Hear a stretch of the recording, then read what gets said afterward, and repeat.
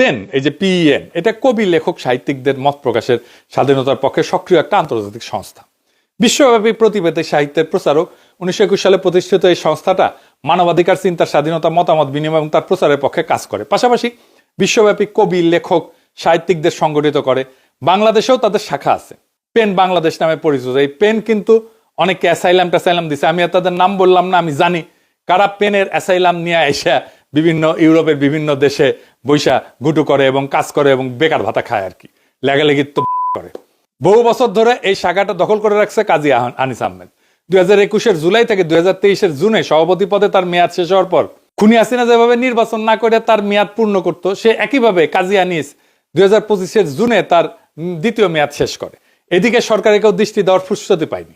এই 3 ভাই গ্রেপ্তারিতে যখন পালাইছিল তখন বাংলাদেশে পেনের কার্যক্রম পুরোপুরি বন্ধ হয়ে পড়ছিল। এই পটভূমিতে পেন বাংলাদেশের সাথে দীর্ঘদিন সম্পর্কিত একদল লেখক সাহিত্যিক গত বছর জুন মাসে একটা বিশেষ উদ্যোগ নিয়ে 21 পদকপ্রাপ্ত লেখিকা ফরিদা হোসেনের নেতৃত্বে নতুন একটা কমিটি গঠন করে।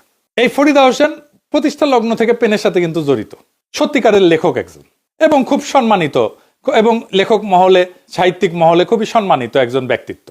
কাজী আনিস দেখলো কেস তো খারাপ, হাত থেকে তো সব বাইরে হয়ে যেতেছে, তখন তার দখলপূর্ণ প্রতিষ্ঠার জন্য বিদেশে বসে শামসাদ মুর্তজাকে সভাপতি করে পেন বাংলাদেশ নামে আর একটা পাল্টা কমিটি বানায়। চিন্তা করেন, এটা পলিটিক্স করছে এইখানে এসে। কেন বানায়? কারণ ফ্যাসিবাদ মুক্ত বাংলাদেশে নতুন সমাজ এবং বন্দোবস্তের বিরুদ্ধে আন্তর্জাতিক পরিসরে অপপ্রচার চালাবে কাজী আনিসের এই পকেট কমিটি। হাসিনার পক্ষে বয়ান উৎপাদন করবে, ফ্যাসিবাদের পক্ষে বয়ান উৎপাদন করবে, আওয়ামী লীগের পক্ষে বয়ান উৎপাদন করবে, ইন্ডিয়ার পক্ষে বয়ান উৎপাদন করবে। এই শামসাদ মুর্তজা ইউল্যাবের ইংরেজি বিভাগে শিক্ষকতা করে, মানে কাজী আনিসের একজন কর্মচারী। আমরা আর মামুরা আর কি। বাটপার কাজী পরিবারের বিভিন্ন শুভাকাঙ্ক্ষী অন্তর্বর্তীকালীন সরকারের শিক্ষা উপদেষ্টা অধ্যাপক সিয়ারা আবরারকে প্রভাবিত কইরা শামসাদ মুর্তজাকে ইউল্যাবের ভিসি পদে নিয়োগ দিতে সক্ষম হয়েছে।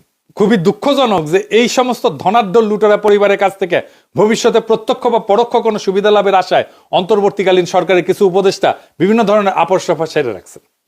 এই কাজী আনিস এবং শামসাদ মুর্তজা মুজিব 100 নামে শত কোটি টাকার সরকারি প্রকল্পে শহরদীর বডিগার্ড শেখ মুজিব বিষয়ক আন্তর্জাতিক প্রকাশনা সম্পাদনা কমিটির গুরুত্বপূর্ণ সদস্য ছিল।